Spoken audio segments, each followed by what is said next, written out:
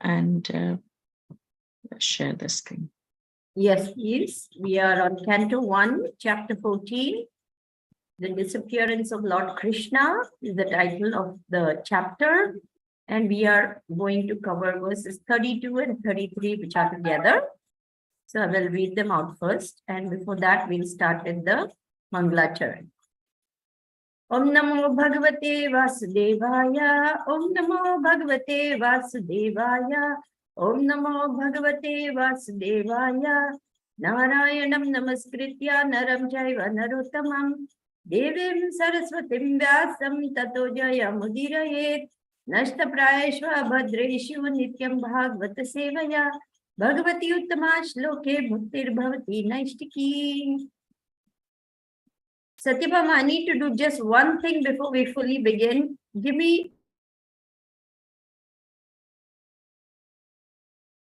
Yeah, sure, Mataji, that's fine. Thank you.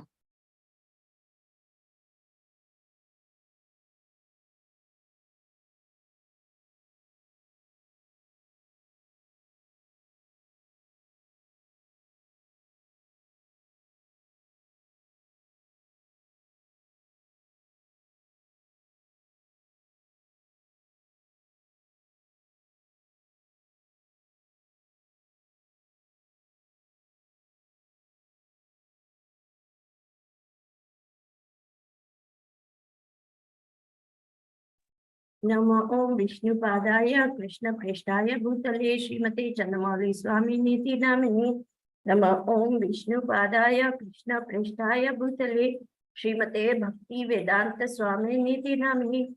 Namaste Saraswate Deve Gauravani Pracharine Nirvishesha Shunyavadi Pashyatyadesh Jai Shri Krishna Chaitanya Prabhu Nityananda Shri Advaita Gadadhara Shivasadi Gaura Bhakta Vrinda Hare Krishna Krishna Krishna Hare Hare Hare Rama Rama Rama Hare Hare.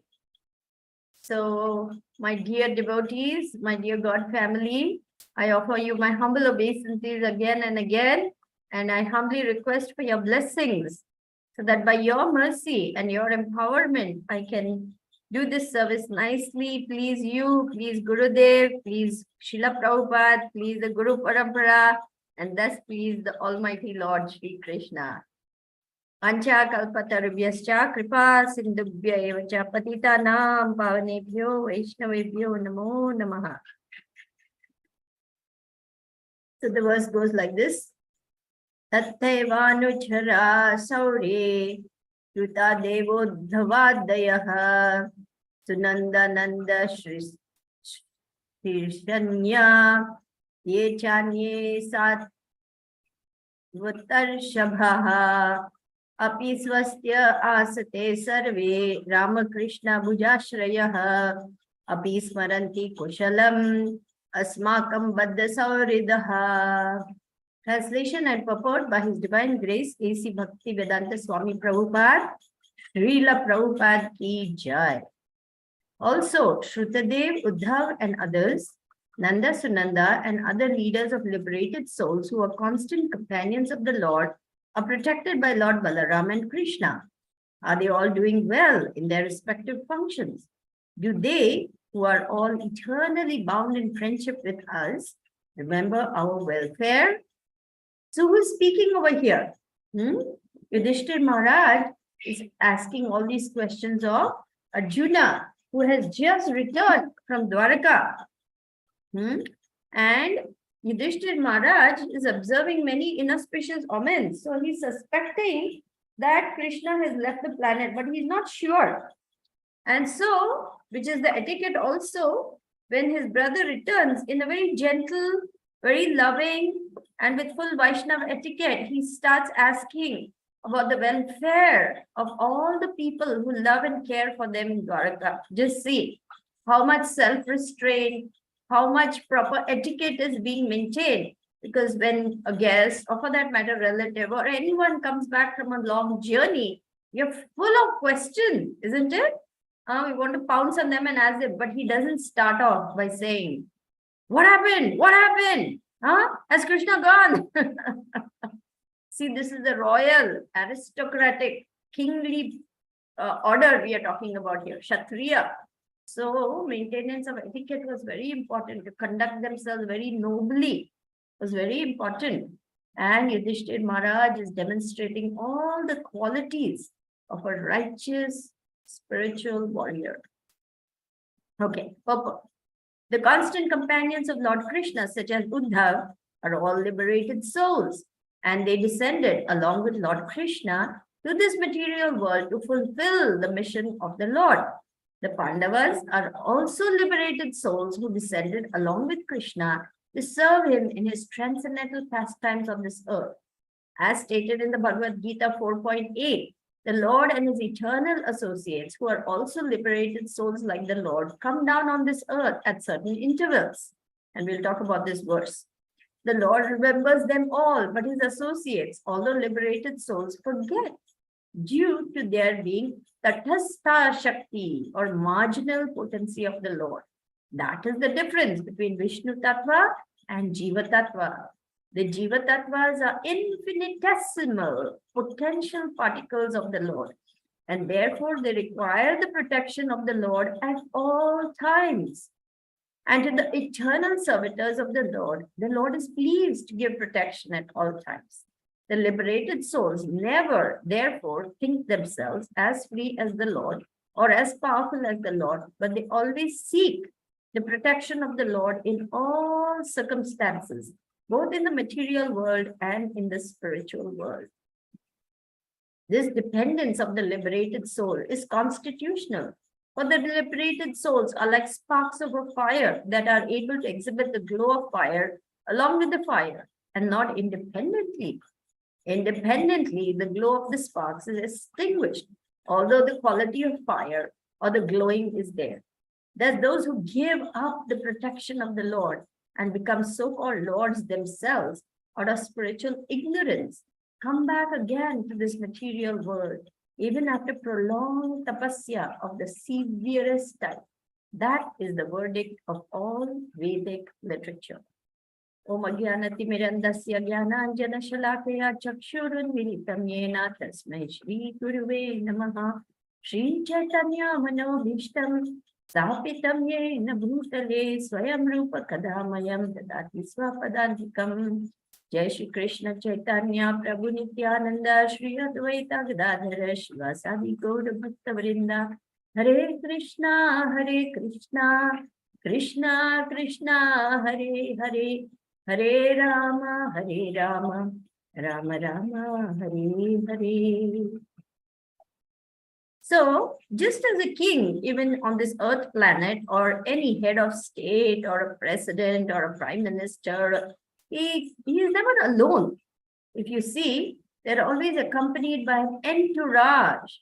What to speak of the Supreme Lord himself?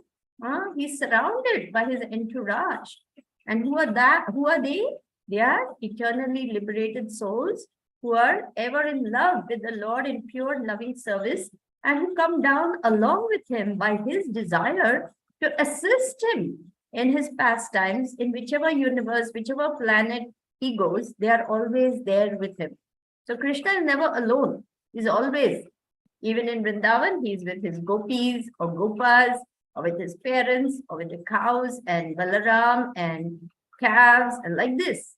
He's always surrounded by his loving servitors. Krishna is never alone. And he explains in the Bhagavad Gita that whenever he comes down to this earth planet, which happens, once in the day of Lord Brahma, he comes with his eternally loving servitors to perform his various pastimes. Now, this particular verse being referred to in Bhagavad Gita is the second of two very famous verses that Prabhupada was very fond of quoting. And it goes like this, 4.8. Paritranaya sadhunam vinashaya chaduskritam dharma samsthapanarathaya sambhavami yuge yuge. To annihilate the miscreants, to re-establish the principles of religion, and I myself, to deliver the pious. Sorry, that's the first. To deliver the pious and to annihilate the miscreants, as well as to re-establish the principles of religion, I myself appear millennium after millennium. Krishna is declaring to Arjuna all these supreme truths for him to understand who he is. He is the Supreme Lord and he comes by his sweet will. So when Krishna comes, he brings his entourage with him. We can go back to the purport, the original verse, Satyabhama, the first one, 114, 32, 33. So the Lord and his eternal associates are also liberated souls and they come down. But what happens? They forget because they are Tathastha Shakti, that means marginal potency, they're prone to get covered over. So Krishna explains this also to Arjuna because Arjuna is asking in the 4th chapter of Bhagavad Gita entitled Transcendental Knowledge. He says, how can I understand that you and I have come here again and again? How can I understand that you explained all this to the sun god who's millions of years old?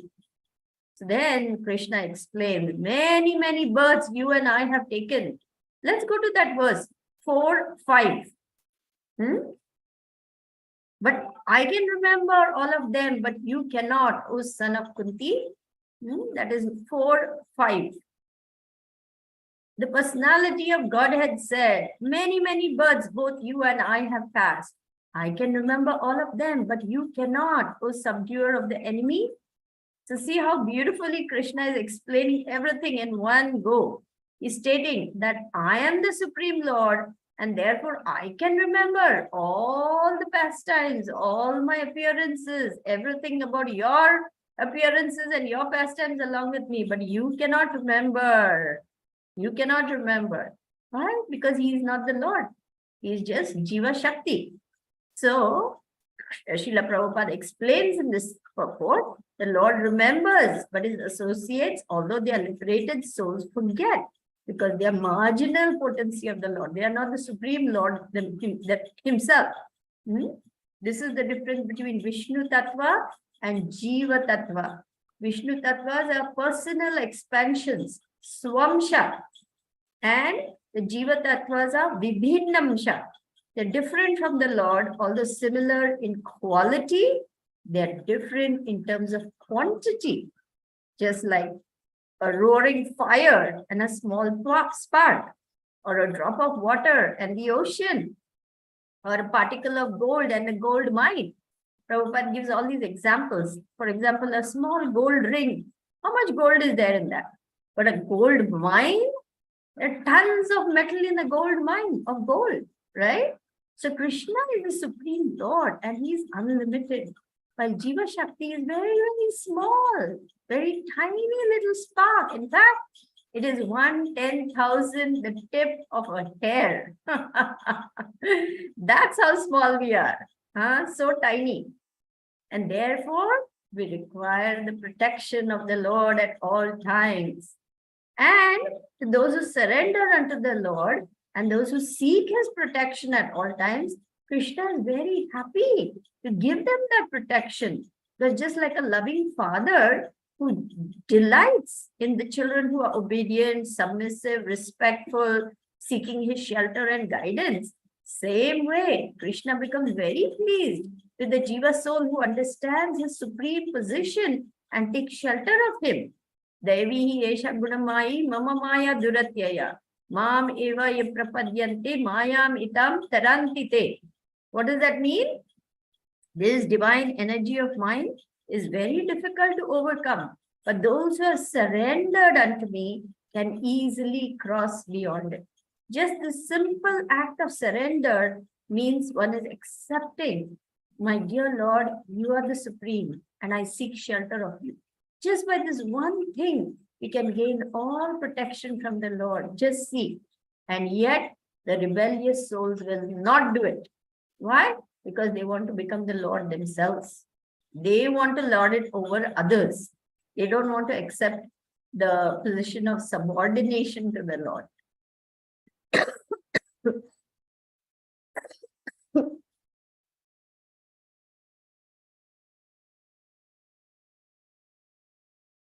However, the liberated souls who have understood their position, who have understood that I am nothing, but a servant of the Lord. I'm so small. I'm not God. I can never be God. Only God is God, and I'm only his servant. They engage in the Lord's loving service and they never forget their position. That's why they are liberated in terms of their surrender. And Krishna says, as they surrender, I reward them accordingly. Full surrender, full protection. Partial surrender, partial protection, because you're taking shelter of the material energy. To the extent you're taking shelter of the material energy, that much you're exposed to the dangers of the material energy. To the extent you're taking shelter of Krishna, you're protected by the supreme shelter of Krishna. So sorry, I have a bit of a sore throat here.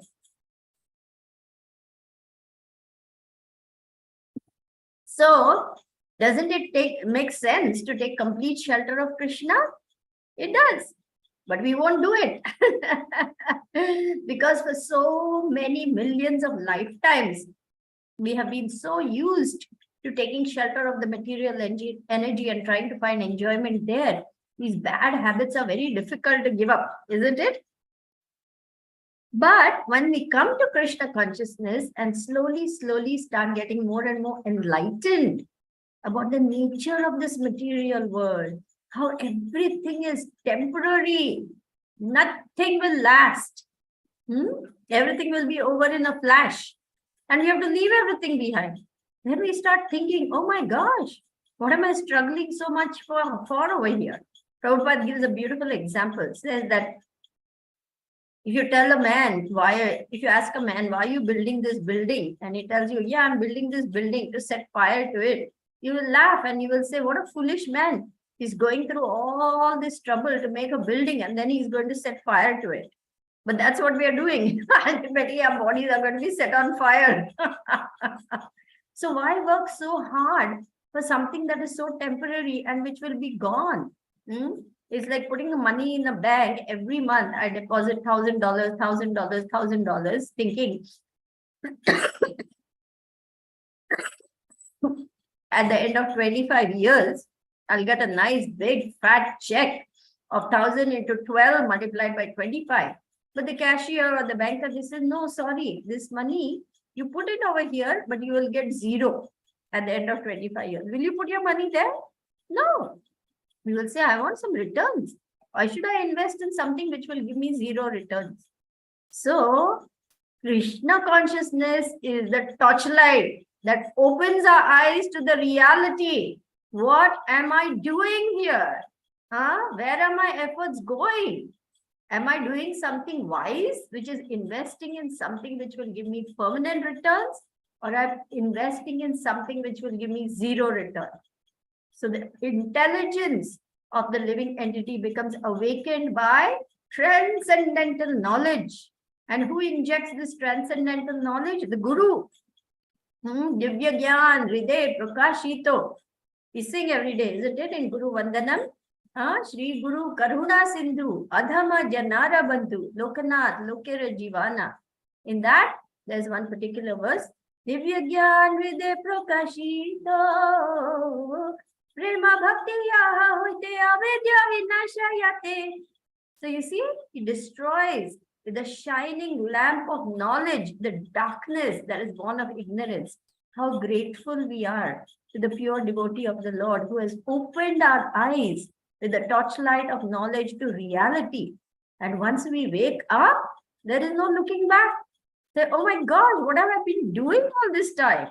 Why have I been wasting my time and again taking birth in this material world? And if I continue to do that, all I will get is another birth over here. No, I want to go back to Krishna. I want to be in my original position, which is pure, loving, eternal service to Krishna. That's what I want to be doing. I don't want to take birth here again and again in this material world. So the living entity becomes wise. He smartens up, as we say. And he understands that this material world is a temporary place where there's only suffering, and the so-called material enjoyment is another form of suffering. Because when you get trapped by the material energy thinking there is enjoyment, with it comes suffering. So once these frustrations happen again and again and again, then the soul wakes up and says, Athata Brahma Jigyasa, why am I suffering? Where is the end to all this? Who is going to give me real knowledge? How can I be happy? That's when his human life actually begins. And the Lord becomes very pleased with the soul who's trying to attain the goal of the human form of life, which is him.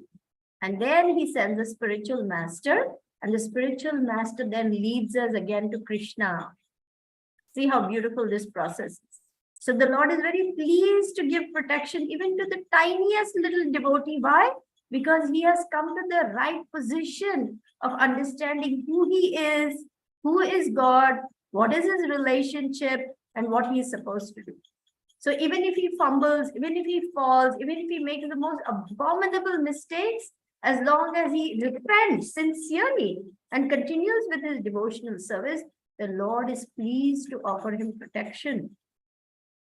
So even the liberated souls, they never think that they are liberated and so they can do anything. They understand their position is very precarious without the Lord's protection. So they're ever seeking his protection. If you see the great exalted souls, they say, I am just a worm in the stool. Bhakti Vinod Thakur sings like this. Please, my dear Lord, even if I have to take birth again, please let me take birth in the home of a Vaishnava, even if it's as a worm in the stool. So they understand their position is so precarious, so lowly, and very humbly they seek protection of the Supreme Lord. Actually, these are very great souls because they have understood how great is the Lord and how small they really are. And we must seek to follow in their footsteps, because right now we're very puffed up, we're very arrogant, we're very thinking, oh, I'm in control, I can do anything, I can go here, I can get this, I can do that, I can have that, like this. We are in the mentality of still lording it over material nature. But this mentality is what got us into trouble in the first place. So we have to reduce the material fever by chanting Hare Krishna, Krishna Krishna, Hare Hare, Hare Rama, Rama Rama, Hare Hare. Constantly, as much as we can, Satatam Kirtayanto Mam, because by this we are always under the spiritual energy of the Lord and we are always protected by the Lord. So, people who have understood the greatness of the Lord and those devotees who have understood how small they are and how precarious their existence is in this world, they are chanting all the time. Satatam Kirtayanto Mam. Of course, we are not so expert in the science of Krishna consciousness still. We are still learning.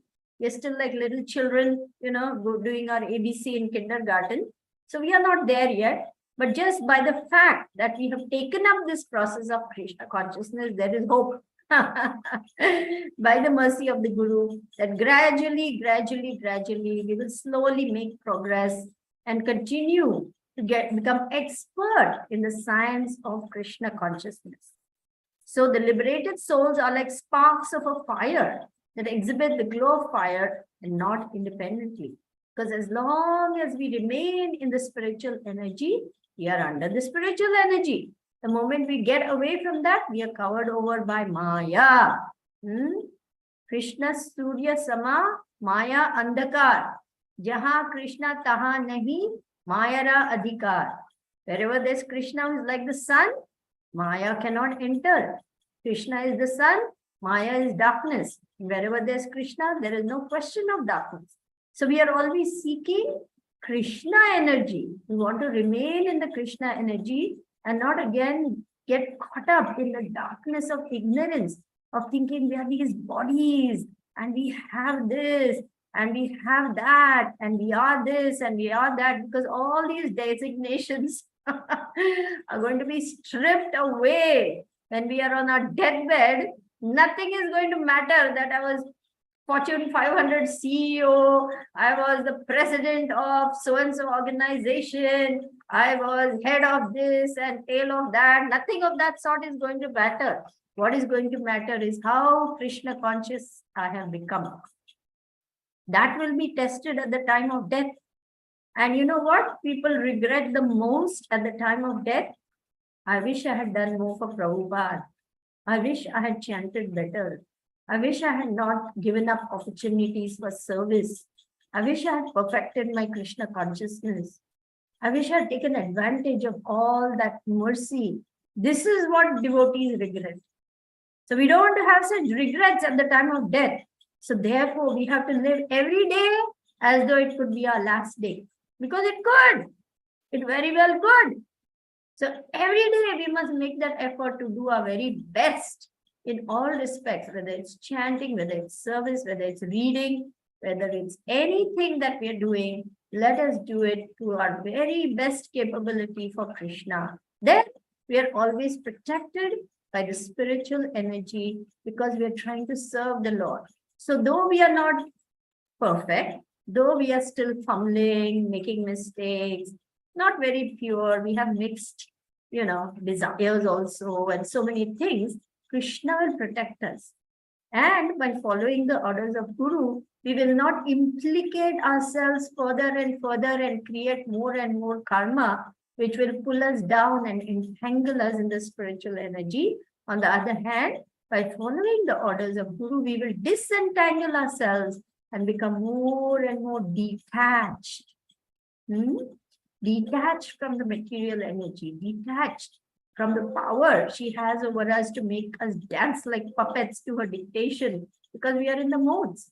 But when we place ourselves under Krishna and attach ourselves to Krishna, she no longer has so much power over us. So this is the secret. Put ourselves more and more under Krishna's care and detach ourselves more and more from the modes of material nature. Independently, the glow of the sparks is extinguished. All the quality of fire or the glowing is there. That means the potential is there. But if we move away from Krishna, the glow is gone. Srila Prabhupada gives a very nice example. An iron rod, just a cold metal iron rod. But if you put it in fire, it slowly starts becoming hotter, hotter, hotter, until it is red hot. And its quality is the same like fire. It can do everything that the fire can do. With that, you can burn things, so many things. The blacksmith does all that, isn't it? So, like this, we must always try to stay in the fire of purification of Krishna consciousness. Then we are safe. Now, what does Krishna say about those who are giving up the protection of the Lord and become Lord themselves? So these are the, and even tapasvi, they may do prolonged tapasya, very severe kind, such as the yogis, the jnanis. They say, oh, this material world, oh, very nasty place, because they have understood how much pain and suffering is there. So what do they say? No. We don't want any enjoyment of this material world. We don't want to eat, we don't want to drink, we don't want to enjoy the flesh. We don't want to do all these things. So they refrain, they renounce everything. No.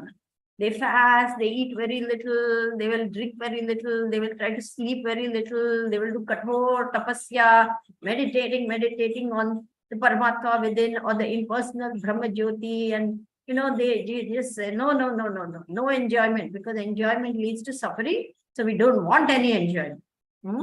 But what happens? Without any positive engagement of the senses, a little agitation by the material energy, little temptation pulls them down again into trying to enjoy. This is what happened to Vishwamitra Muni. Menaka came, and the tinkling of her ankle bells, he opened his eyes.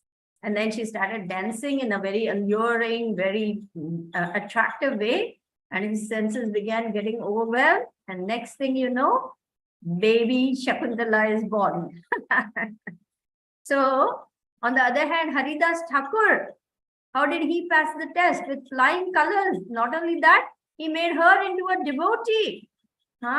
This prostitute presented herself, and she was one of the most famous and most attractive prostitutes who was purposefully sent by Ramchandra Khan to make him fall down. So she presented herself in the middle of the night and standing in so many alluring positions, exposing herself and tempting him, saying, "You're such a beautiful brahmachari. I so much want to enjoy with you. Come, we are young. Let's enjoy together. You will be happy. I'll be happy." And what does Haridas Thakur say? "Yes, yes, my dear lady, I shall fulfill all your desires. I shall try my level best to make you happy in all ways. But first, please let me finish chanting my rounds." So Hare Krishna, Krishna Krishna, Hare Hare, Hare Rama, Rama Rama, Hare Hare. Then it's early daybreak and he says, "Oh, my dear lady, I am so sorry. I could not fulfill your desires. It's daybreak now. So you can come again tomorrow and certainly I shall fulfill your desires." Now they're sitting in front of Tulsi Maharani. And again, the same thing. Again, she comes the next night. Again, he says the same thing to her. "Will fulfill all your desires, my dear lady. Certainly we shall enjoy together. But first, let me chant my round. Hare Krishna, Krishna Krishna, Hare Hare. Hare Rama, Rama Rama, Hare Hare." And she starts taunting him. "What is this? Hare Krishna, Krishna Krishna, Hare Hare. Hare Rama, Rama Rama, Hare Hare." And unknowingly, even though she's trying to make fun of him, she starts chanting the holy name. Again, the third night, same thing. And when the third night, she's hearing the holy name from the pure devotee of the Lord in front of Tulsi Maharani, her heart completely changes. What am I doing? Whom am I trying to pull down? This is such a great soul. He's treating me with such compassion. He's being so gentlemanly with me. And her heart completely changes. She falls down at his feet, begs his pardon, and says, "Please initiate me. Please teach me to the path of devotion." And Haridas Thakur is very pleased to forgive her. And he says, "I already knew who you were and what you were coming here for. And I was going to leave that very same night from this village. But I stayed here. I stayed on just to deliver you." This is the compassion of great souls, that even though people come to harm them, they still try to give them the highest, which is God. Just see how much magnanimity Haridas Thakur exhibited. And she in turn became a very great devotee. And she began chanting, staying in that hut. He told her, "Give up all your wealth, distribute it to the poor. Come here, sit down. Chant in front of Tulsi Maharani, live in this hut and live an austere, renounced life and chant the holy names every day." And she took up that instruction. She became a very great devotee, chanting same 3 lakhs of the holy name every day and became renowned.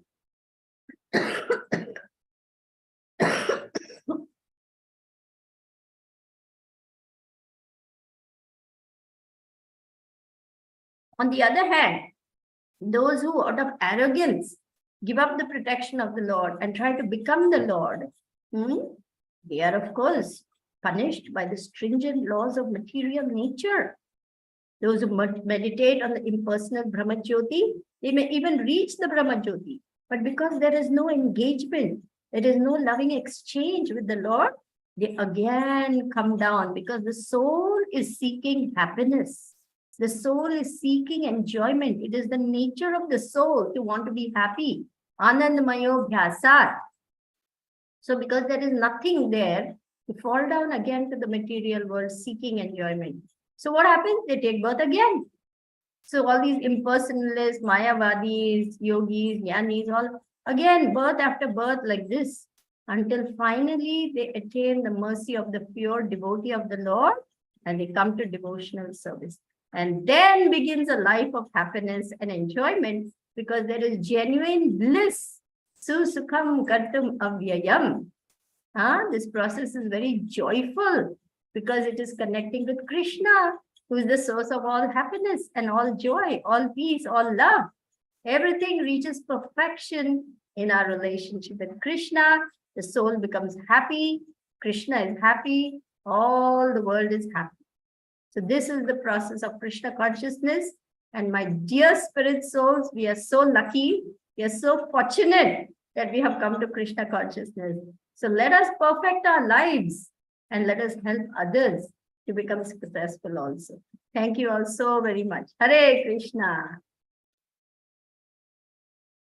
Can open up now.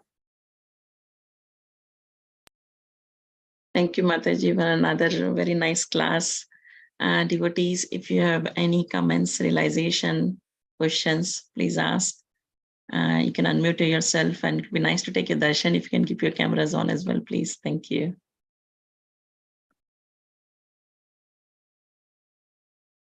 Yes, Shilpesh Prabhu, please go ahead. Hare Krishna Mataji, please accept my humble obeisances. All glories to Srila Prabhupada, all glories to Guru Maharaj, all glories to the Assembly Vaishnavas. Haribol! So nice to see you, Shilpesh Prabhu. Please accept my humble obeisances. All glories to Prabhupada. All glories to Gurudev. So everything went well with your surgery and your medical treatment? I didn't have surgery or anything like that, but it's just been very testing week, mentally, physically. But Okay. that's my question. We're all endeavoring for Krishna every day. All of us are endeavoring very, very hard. We're all in our household lives, and everybody's faced, like you said, by Maya, by the material issues. And for me, this year has been quite an amazing year since, I've joined these classes every day. And I've seen huge changes in my life. But then out of nowhere, everything just can be turned upside down. You can fall sick. Mentally, you can be very tested with fears and anxiety. And at that time, you start doubting. You wonder, where is Krishna? Where is the protection? And, I just wanted to ask about it. It's been a very testing. I'm still okay. I'm here. I'm alive. I'm so grateful for everybody's association and, all your prayers and everything. But it's just been a really testing week. And I just don't want to suffer like this anymore in life. And, that's, I think, we all suffer, but a lot of us don't speak out and we don't know what everybody's going through. But like you said, this world is a place of suffering. So, That is so true. Yeah, we are also so thankful that, finish what you were saying. I just sometimes wonder, where is Krishna? Sometimes, when so hard in life, where are you? Right. Especially when the suffering becomes so much, we start wondering, is Krishna really even knowing that I'm alive? Does he know how much I'm suffering? Yeah, sometimes we have those thoughts. So, and it's the mind. It's the stuff the mind comes up with. It's not actually that bad, but it's what the mind can create. That's where the suffering lies. Yeah, the mind is always there to tell us so many things. So yes, this place is Dukhalayam Ashashvatam, and sometimes sudden unwanted miseries, unwanted suffering, suddenly they will come up, an accident, an illness, a financial ruin, a relationship breakup, or this or that, infamy, dishonor, so many things come. And this is actually coming karma phal. Something I have done in previous lifetime, now I'm paying the price in this lifetime.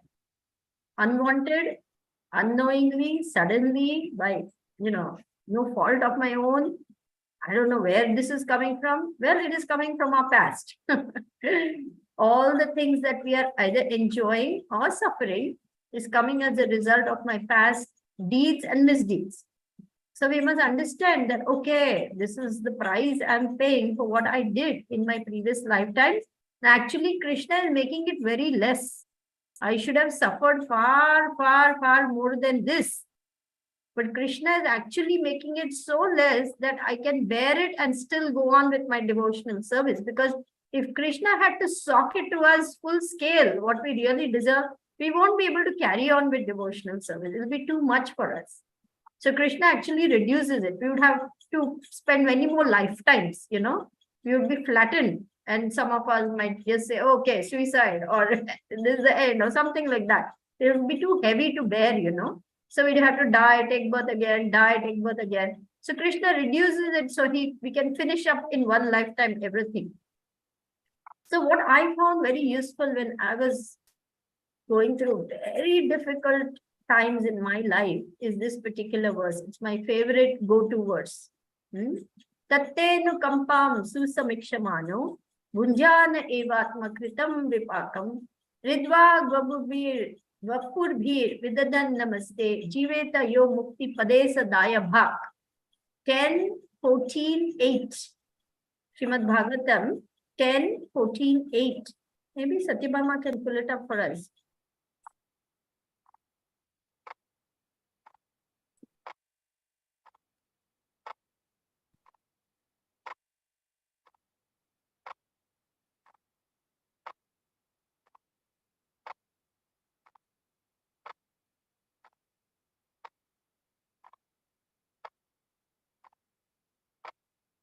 There we go. Chilpet Prabhu, would you like to read the translation? Sure. My dear Lord, one who earnestly waits for you to bestow your causeless mercy upon him, all the while patiently suffering the reactions of his past misdeeds and suffering, you respectful obeisances with his heart, words and body is surely eligible for liberation, for it has become his rightful claim. Okay, read that first paragraph of the purport.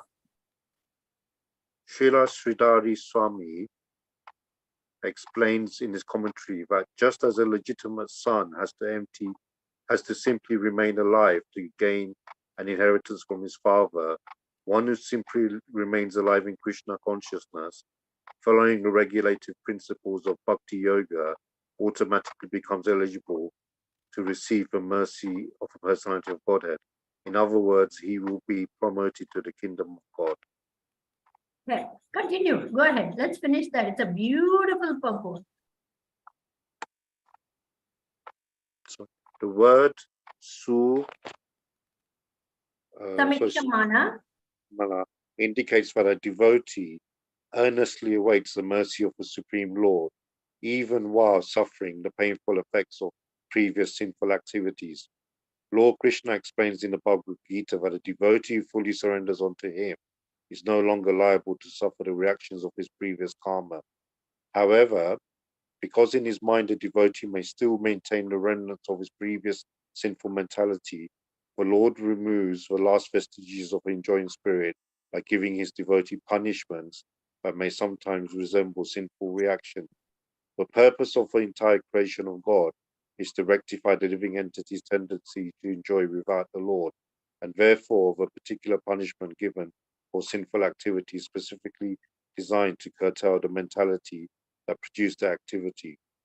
Although a devotee has surrendered to the Lord's devotional service, until he is completely perfect in Krishna consciousness, he may maintain a slight inclination to enjoy the false happiness of this world. The Lord therefore creates a particular situation to eradicate this remaining enjoying spirit. This unhappiness suffered by a sincere devotee is not technically a karmic reaction. It is rather the Lord's special mercy for inducing his devotee to completely let go of the material world and return home back to Godhead. A sincere devotee earnestly desires to go back to the Lord's abode. Therefore, he willingly accepts the Lord's merciful punishment and continues offering respects and obeisances to the Lord with his heart, words, and body. Such a bona fide servant of the Lord, considering all hardship, a small price to pay for gaining the personal association of the Lord, certainly becomes a legitimate son of God, as indicated here by the words Ayaba, that's a Dayaba. Just as one cannot approach the sun without becoming fire, one cannot approach the supreme pure Lord Krishna with undergoing a rigid purificatory process, which may appear like suffering, but which is in fact a curative treatment administered by the personal hand of the Lord. Haribol! Such a beautiful purport, isn't it? Very So, powerful. Shri Prabhu, you're actually being singled out for a specific honor, specific reward by the Lord himself, because he's arranging this for you to pull you closer to him. Did you get that? That's very true, Mataji. This whole journey, the sufferings have brought me closer and closer to Krishna. But in the back of your mind, that there is still this doubt, I guess, that is there a kingdom of God? Is there Krishna? I think it's just normal, we have these doubts. We do have these doubts sometimes. Yeah. Just continue more and more and more, and you will begin to experience Krishna's love and mercy more and more in your life. You will actually begin to feel Krishna's presence in your life. You'll actually begin to understand, yes, Krishna is very much there. Not only is there, he's saving me every moment from something much worse. I know definitely he sends the devotees to look after me. I mean, Namrata Mataji reached out to me, Dinana Goranga came and visited me. It's amazing how out of nowhere just the devotees turn up. That's very, very true. Haribol. Well said, well said. So take shelter of these great devotees. They both of them are really great devotees. So you can always call them, talk to them and say, hey, where's Krishna? And they will tell you. It will be very helpful for you. It is at these times that we need our God family. It is at these vulnerable times that we need to pick up that phone and talk to someone, so that Maya doesn't catch us. And we don't go in for the cigarette or the drink or the this or that as a way to forget the pain, and add to our difficulties. Instead, we turn to the devotees and take shelter of the mercy of the devotees and make progress in our Krishna consciousness. What do the karmis do? Oh my God, where's my next drink? Oh my God, this is too much. Get me a fag. Oh my God, let me go to the races and forget my sorrows by gambling on some horses. That's their way of forgetting their suffering. But our way of forgetting is transcending the suffering by superior knowledge. Yes, very true. Very true. Thank you. Very nice question. Thanks, Prabhu. Yes, Namrata When Mataji. Shilpesh Prabhu asks a question, it benefits all of us, isn't it? Everyone benefits. Thank you, Shilpesh Prabhu. I've learned from my life experiences that there's nothing to be shy or shameful about. Just ask what's in your heart, because this life is too short as Life's we know. too short. Absolutely. We shouldn't have inhibitions about asking questions, especially to Guru Maharaj, I think. Yeah. Thank you.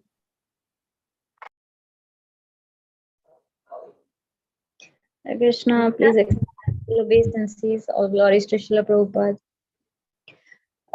All glories to Guru Maharaj. And all glories to the wonderful devotee we are interacting. Thank you. Please accept my humble obeisances. All glories to Srila Prabhupada. All glories to Gurudev. All glories to our wonderful God family. Thank you, Mataji. Very firstly, I just wanted to say, Shilpesh Prabhu, that this is a wonderful verse what Mataji just caught in, and we should really try to meditate on. It's not just that you can see some illness and you are trying to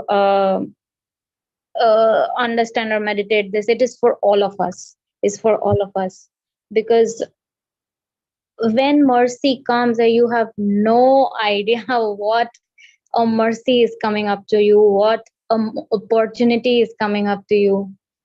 Because if you go through this opportunity, you will really have immense amount of gratitude for Guru Maharaj, for Srila Prabhupada, and for Krishna himself. Because we are so fallen.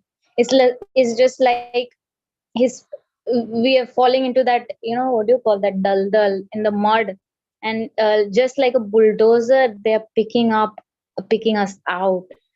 And I can just picturize this thing with, this is that causeless mercy, and then when you come out of it, you feel immense amount of gratitude.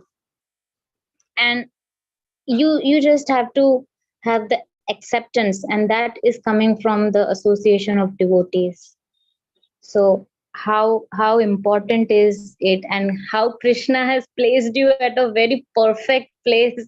You should really take the advantage of it, Prabhu. There's no question of regretting anything.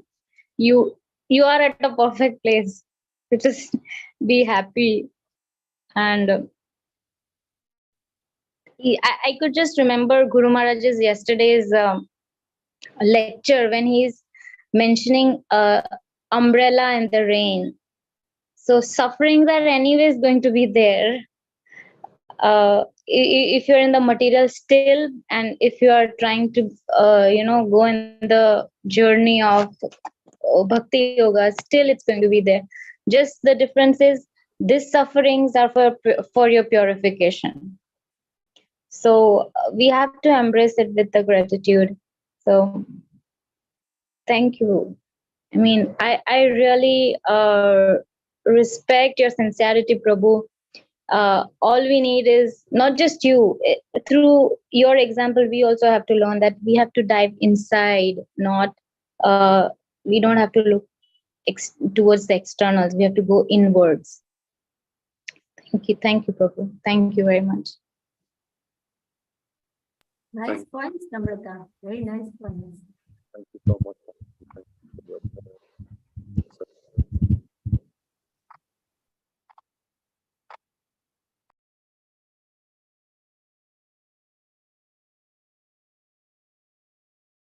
Satyabhama, you're muted. We can't hear anything.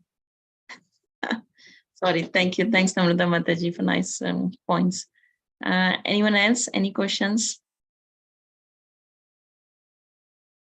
We have Vishwapamani, we have Brett Prabhu, we have Sonal, Scarlett Mataji, Balaji Prabhu, Sukhava Mataji, we have Soumyadatri, who is also sick. She is actually down with fever, cold and cough since 2 days. So she has recently come to Mayapur, yeah, and she went to take a bath in Ganga. And of course, the weather is also changing, it's becoming cold here, and she's new. So obviously, you know, the virus has got her.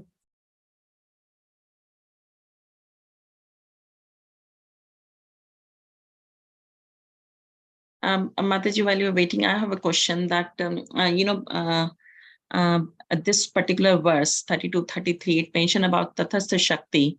And it also talks about, that the devotees, the liberated devotees who have come to material world to serve, serve Krishna and to be the associates with the Lord, who are, eternal associates of the Lord anyway. But then when they come here, they forget the Lord. So it's quite astonishing to hear that they also forget the Lord, because it just, I was wondering that how does that happen? Because they don't forget the Lord. You have misunderstood. They forget their previous pastimes. Okay. Yeah, they never forget the Lord. They know who they are. They know who the Lord is, but they forget their previous pastimes because they are not, God. Only Krishna knows past, present, future. Remember? He says that in Gita also. But me, no one knows. I know everything that is taking place in the present. I know the past. I know the future. But me, no one knows. So Krishna only has a power, and also his very empowered devotees. Like Prabhupada was also Trikalagya. He knew past, present, future. But not all of us, we are just... So some of the Lord's devotees may be given that power, but not all. Thank you. That's helpful. Okay. Yes, Namrata Mataji, please go ahead. Thank you, Mataji. So in the last part of the purport, we have heard about, I think it's mentioning about impersonalist and Mayavadis who tend to become God. So not tend to become God, want to become God. Who wants to become God? Okay. But no I was one can thinking, become God. Only God is God.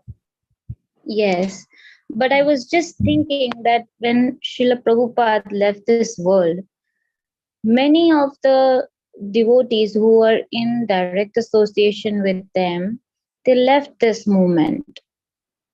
So,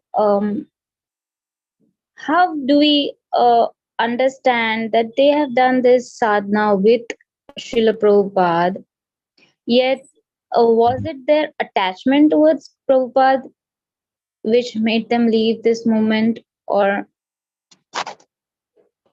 how do we understand this? So if we are more attached to the Vapu, personal form, but we are not attached to the Vani. Vani is eternal. So I'm just attached to being close to my Gurudev. Every time he comes into town, I follow him around like a puppy dog everywhere. But I don't take his instructions very seriously. I don't chant my rounds. I don't read. I'm now and then doing some seva, but not really. I'm more interested in being close to him and being seen with him and being in all the photographs and sometimes doing some personal service for him. But I don't take his words seriously. I don't take the Vani. I don't take the instruction seriously. Then when the spiritual master leaves, I'm all at sea. Do you understand? because I have not understood that the real connection with Guru is Vani, not Vapu. You understand? This is very important to understand. The Vani is our eternal connection with our Gurudev. The instructions is what keeps us going, even when Gurudev is far away in another country. We haven't seen him for months, right? But we continue to live by his instructions. We continue to meditate. We look at that email over and over again. We keep on thinking, how can I do this service nicely? Gurudev wants me to do this. At first, it's like, oh my gosh, no, I cannot. But as we meditate more and more, and we try to do it more and more, somehow, by Krishna's mercy, by Gurudev's mercy, we actually start doing little. And then we find after 6 months, hey, that which was so difficult when Gurudev first gave that instruction, now I'm doing it every day. I mean, I'm seeing that in my own personal life, so I can tell you that honestly, it works. But if I say, oh, Gurudev has left Mayapur, now I can't do anything, I'm going to sit and cry, then that's what I'll do. I won't follow his instructions. And that will not help me progress. So many of the disciples were not understanding. They were quite young. They were also from Western background. They didn't have so much knowledge also of spiritual life. But Srila Prabhupada, in his great mercy, he picked them up and gave them a chance at spiritual life. And he even told them. In fact, one person, he said to Prabhupada, oh Prabhupada, now that you are here, I'm able to follow all the 4 regulative principles and do everything nicely. But once you go, I don't think I can follow. I don't think I can do. And Prabhupada, will you still come for me? And Prabhupada said, yes, I will come for you. So he has made special arrangement for these people. Even though they might fall away, in the end, he will come back for them. And this actually happened. After Prabhupada left the planet, this devotee just fell apart. He got back into all bad ways. He was even indulging in, all sorts of abominable practices. And he ended up having AIDS. He ended up getting AIDS and he was dying. Then he came back in the end to be with the devotees and somehow take shelter. Devotees were trying to help. He was in hospital. And it was very clear he was leaving his body. And it was in the last stages. He was on the hospital bed. And suddenly, he sat up and looked towards the door, said, Prabhupada, you came! And he fell back dead. The Prabhupada never forgot his promise and he came to take him, even though he had indulged in so many abominable things. Prabhupada made that special arrangement for all those first generation disciples because they gave their life. They were very fallen, they were very degraded. I mean, coming from hippie culture, you can just imagine how degraded they were. But because they loved Prabhupada and because they gave so much to start the movement, Prabhupada gave his love, his affection, his protection. And he even said, yes, I will come back for you. And he fulfilled his promise. That devotee who made the Krishna Balaram temple, designed it, architect Sridevi Swami, I think is it. He also left the movement, went far away. So many things happened. But again, when he was dying, Krishna made that arrangement for him to come back into the association of devotees somehow and receive the mercy. So yes, some of them left the movement, some of them went back to their bad habits. Now, this is not to say that we must do all those things. I'm just saying Prabhupada was so merciful that he came, even though they had fallen away, even though they had not followed instructions, because they gave him their lives. For the time that they were with Prabhupada, they gave everything to him. So Prabhupada made that special arrangement for them. Now again, I'm warning all of us that this is not what we should do. We should try to follow our Gurudev's instructions very nicely and not stray away from that. But this is special mercy that they got.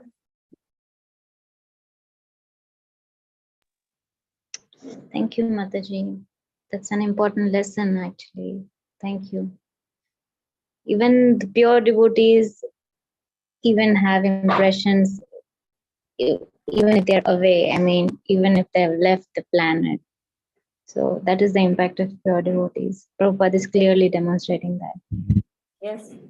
Thank you. Yeah, and this has happened even in case of grand disciples. I will tell you. I had one client who was disciple of Gaur Govinda Swami Maharaj. Now, Gaur Govinda Swami Maharaj has left almost, I think, 10 years ago or something from the planet. When she came to me, she was in a very abusive relationship. She was not doing well, and that person was very violent. I was very afraid for her. I said, this is not a good relationship for you, but somehow she couldn't break it off. But every session, we were always praying. I always begin my sessions with prayer and end with prayer. We were always praying for her Gurudev's mercy. One fine day, the fellow was very violent. She ran out of the house, took shelter of some senior devotees, and she never looked back. She never went back. And when she came to me saying, this is what happened, this was, I said, your Gurudev has saved you. Your Gurudev has saved your life. The fellow was almost strangling her. So obviously, what else is there to stay for? So when she finally left, I told her, it is your Gurudev who has given you mercy and released you from this very dangerous situation and saved your life. Now just, stick to your Gurudev's instructions. Don't get involved with all unsavory elements. Focus on your spiritual life. Go back home, back to Godhead. So Guru's mercy is eternal. He is always watching. Even though he may have left to go to some other planet, those who are staying connected to Gurudev, by at least trying to follow his instructions, Gurudev is there for him or her.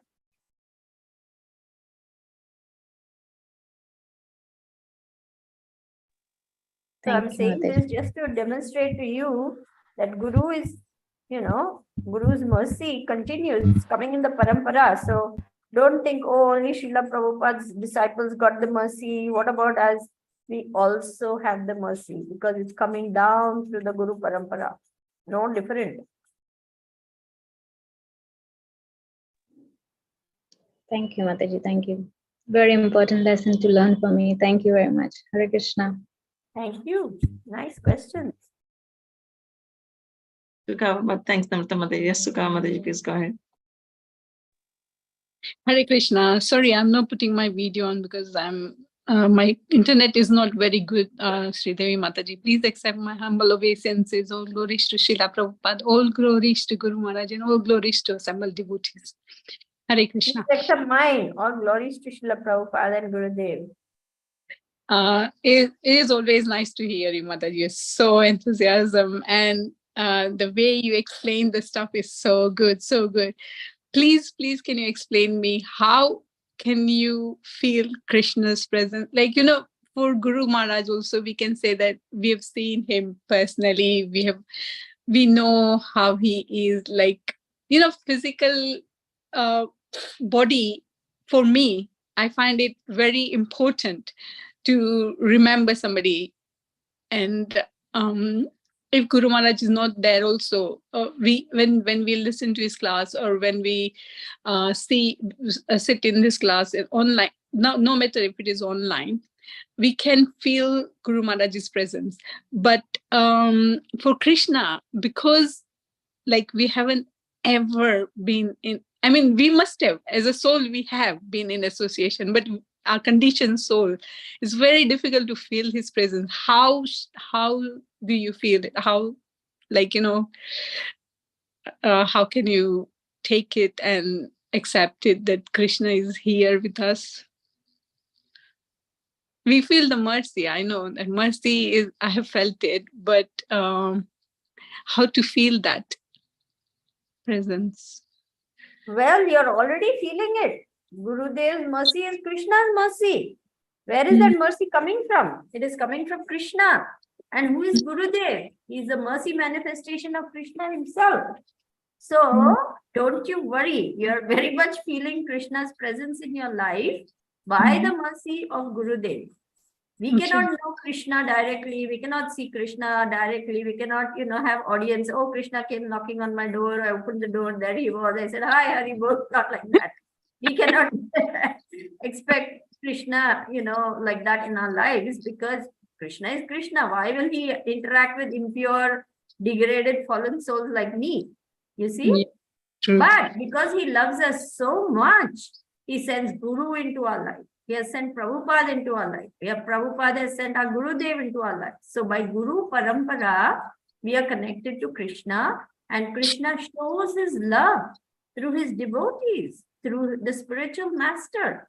So you are very much connected to Krishna, even though we cannot see him with our present eyes, because we don't have divine vision, we don't have those eyes, we don't have the qualification, we don't have the adhikar.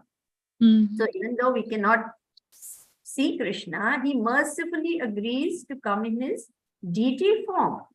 We can decorate Krishna, offer foodstuff to Krishna, talk to the deity of Krishna, open up our hearts to Krishna in that way. And he's hearing. You may think, oh, this is just a stone statue, but no, he's hearing everything. And of course, Gurudev is there. Gurudev is there in person, in his pictures. When Malati Mataji was missing, Srila Prabhupada, she wrote to him, oh, I'm missing you so much. Prabhupada said, I am there in my picture form. You can speak to me. So, Gurudev's mercy is Krishna's mercy, non-different. Okay, thank you. And as we progress in our spiritual life, we will begin to experience more and more Krishna's mercy coming through the devotees, coming through the spiritual master, because our consciousness will open up and we will realize, oh my gosh, there's so much mercy which I didn't see before. You see? True. Yeah. Because I always feel that like I'm so fallen. How on the earth I can think about Krishna as well, you know, frankly speaking, that he's so immense, he's so great. Why would he look at us? Even I used to feel like this, Sukhavah. Even I used to say, I'm such small fry. Why will Krishna even bother with me? You know, I'm nothing. I'm just a little ant. Why would he even care about an ant? What significance does an ant have? The ant is so tiny, no one even notices an ant, right? True. So, yeah, it is true. We feel like that sometimes. But Krishna loves every soul so deeply, even if it's an ant. Krishna has a loving relationship with each and every soul. And as we progress in Krishna consciousness, and Krishna starts seeing how we are trying to serve him, then he makes arrangements for us to serve him nicely and even better. We realize, oh, Krishna is there. He's seeing and he's making all these nice arrangements. And we become very happy. Then you try to serve him more. Krishna says, oh, she's trying to serve him more. Let me reciprocate. Then you begin to really feel Krishna. And that requires surrender. Surrender to the orders of the spiritual master will bring more and more mercy into our lives. You see, when we surrender to Krishna, which means surrendering to the orders of Guru, it means what we are telling Krishna, Krishna, I am ready. Do with me whatever you like. But I want to come closer to you. I want to become all that I can be in this life for you. Because I understand that you are everything. And then when we surrender and Krishna sees that surrender, he becomes so pleased that he makes all nice arrangements for us to serve him even more. And guess what? Everyone becomes happy in that surrender. It's not like a loss. Like in material life, when we say surrender, we feel we are losers. You know, oh my God, surrender. That means I'm defeated, I'm lost. But in this surrender, there's sweetness and there's victory. Yeah.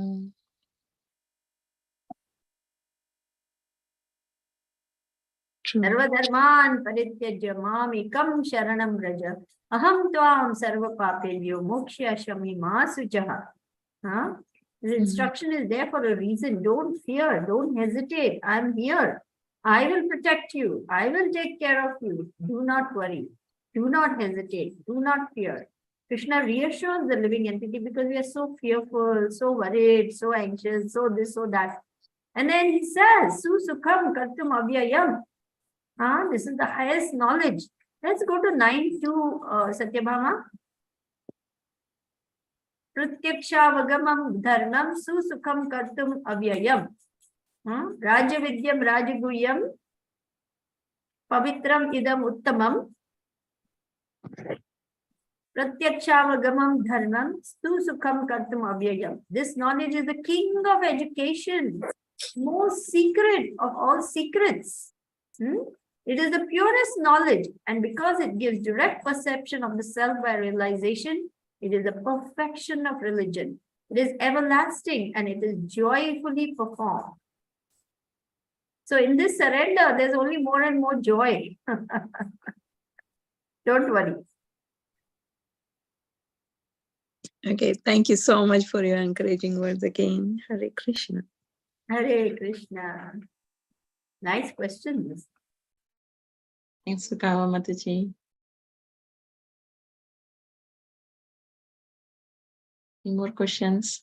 Who is Mohini Devi? Is she our god sister from Chicago? Her daughter? Hare Krishna Mataji, this is Devi. Oh, Devi. Hare Krishna Devi Mataji. Nice to have you with us. Hare Krishna Mataji, wonderful class. Thank you very much. Thank Yeah. you. Thank you. Thank you for tolerating me. No matter. You are very sweet and very loving. Thank you. Thank you very much for the class, Mataji. Thank you. Sonal Mataji, would you like to tell us a little bit about yourself? I've not met you before. Yeah, sorry, I've been attending on and off when I'm off from work. And I saw Maharaj last year, in fact, during COVID, and that's the reason. And I kind of tried to trace him through, and then I managed to get the Zoom link for this regular class.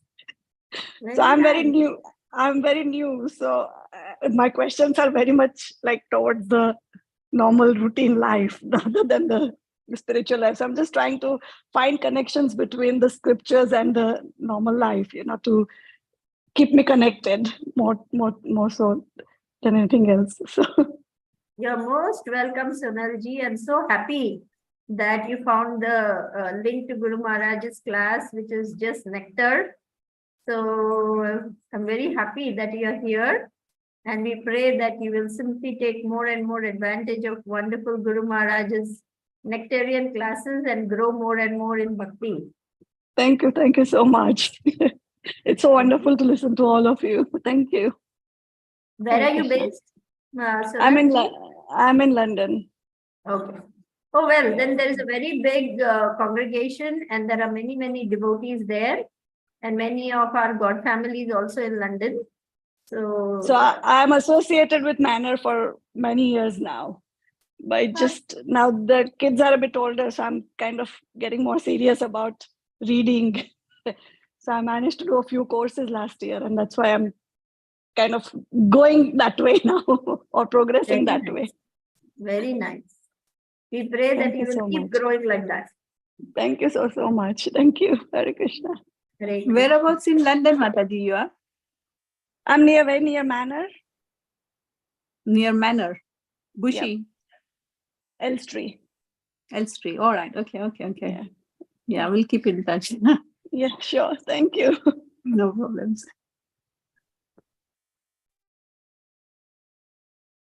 Thank you. Okay. If there are any other last minute questions, please. Can I quickly ask?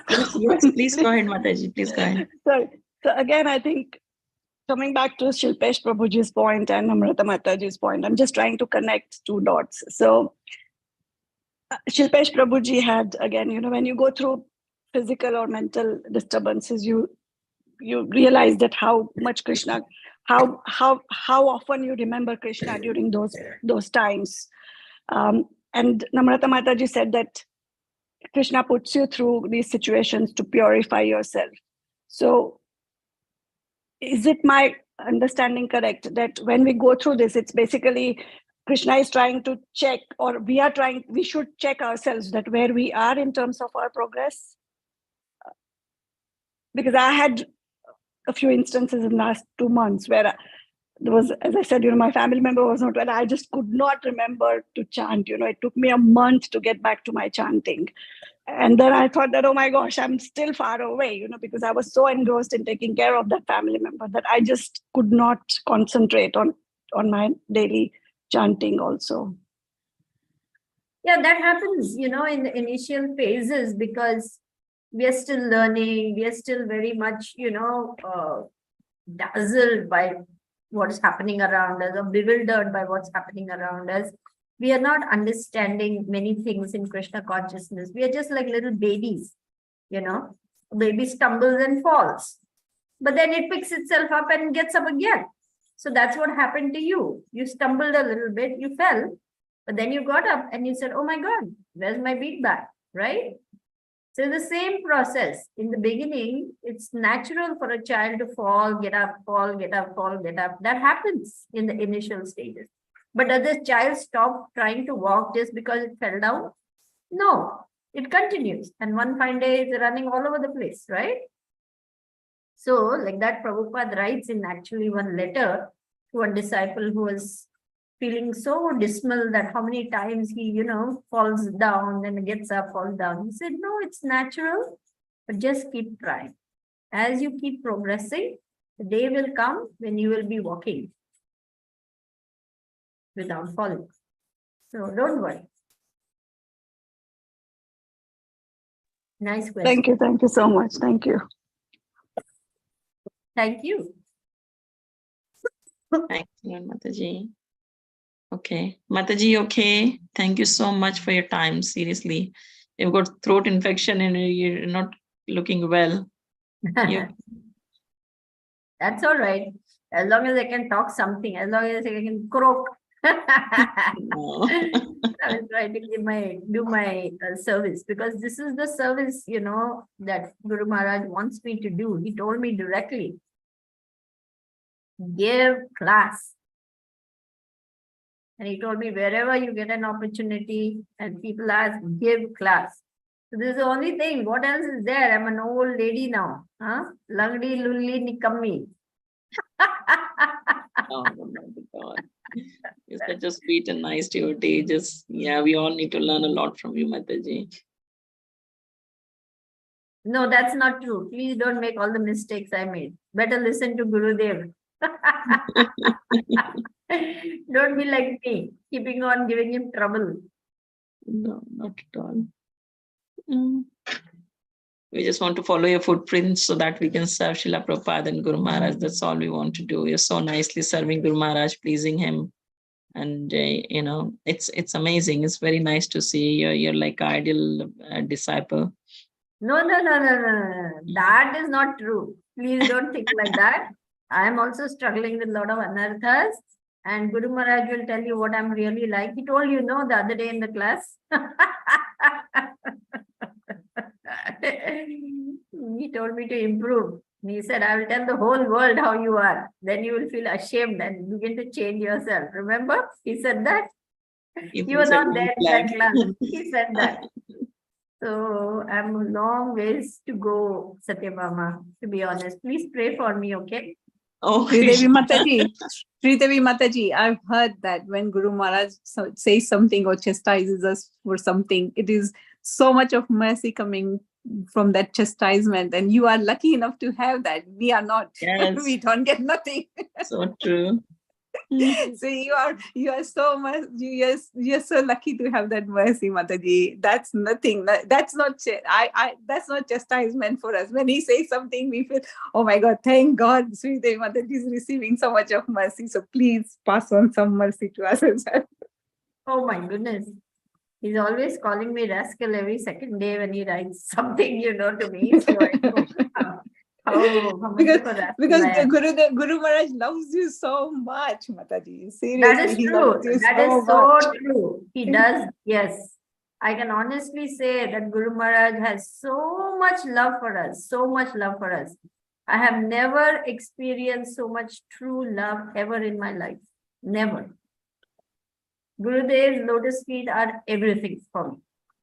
That is so true. That is absolutely true. That he's his love for everybody is so much that like if he's not even here, when we listen to his class also, we feel that we feel that love coming to us. Yes, yes, we are all. But you are one of the favorite, Mataji. Yes, we are all so dear to Gurudev. Krishna loves us and Gurudev loves us. The other day I was telling Soumya Datri, you're so lucky, you've come to Mayapur, you're staying in the best possible locality, you have Pita Kirti Mataji just below you, you're in such a nice situation. And she said, yes, Krishna loves me. And I said, yes, he loves you. She had that realization. See how much Krishna loves me. He made such nice arrangements for me. That is And true. and Guru Maharaj loves us so much. Oh my God, she's so dear to Gurudev. Now she is the ideal devotee we need to follow. I'm trying to get her mercy now to improve. Yeah, we have to hold each other. Yes, yes, we all hold each other and carry on, because Kali Yuga is a very hard age, very difficult age. And all Radhanath Maharaj says, at the end of the day, all we have is each other. True. All we have is each other. So we have to, Sukava, you've just said it. We have to hold each other's hands and just pull through, and keep going, keep walking, keep walking. If somebody stumbles and falls, immediately we should be on hand to pull that person up. And when we stumble and fall, immediately we should be reaching out. Okay, help me like this. Because Kali Yuga is so difficult, we cannot do it any other way. We have to be there for each other. That is so true, Mataji. That is so, and we are lucky to have each other. That's the main thing as well. That we've got such a beautiful God family with mercy of Guru Maharaj. Yes. So therefore, everybody come to the retreat. Oh, I wish I can. But I'm coming to Italy one. Are you coming there? Yes. Oh yes. See you then. Or I might see you in between. Who knows? Yeah, please come. It's in November 29 to December 7. That is a difficult time to come there because the work-wise, it's very busy. That's why. But yeah, but afterwards or before that, who knows? Yes, who knows? Maybe when you come to Mayapur. Yeah, that's what my wish is now, definitely. Very cool. Please come. Thank you so much. If there are no other questions, is it okay to close the call, Mataji? Yes, thank you very much, Satyabhama. Thank you to all the devotees. Thank Please you. pray Thank for you me. time and association, Please, Mataji. It's always so nice to hear from you. Please give me your blessing so that I can please Gurudev and please all of you. Please. Thank you. Thank you very much to all of you. Thank you. Have a nice evening. Hare Krishna, Hare Krishna. Hare Krishna, thank you very much. Hare Krishna. Guru Maharaj ki. Humble obeisances. Vancha kalpatarubhyascha kripa sindhubhya evacha. Patitanam pavanebhyo Vaishnavebhyo namo namaha. Hare Krishna. Thank you, Mataji. Hare Krishna. Hare Krishna. Thank you, Mataji.